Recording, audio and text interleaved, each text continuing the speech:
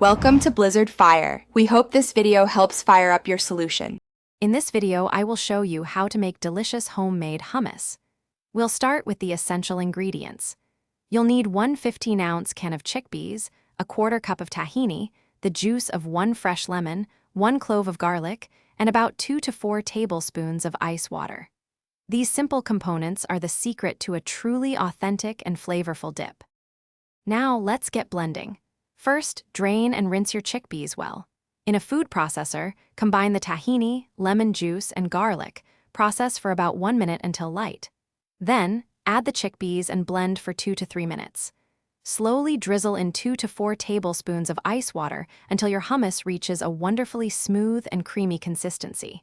Don't forget to season with a pinch of salt. Once you have your basic hummus, the fun begins with customization.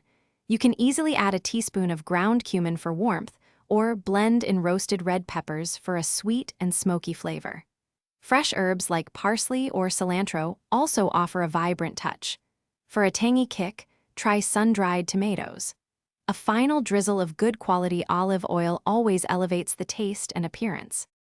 Your homemade hummus is ready to enjoy.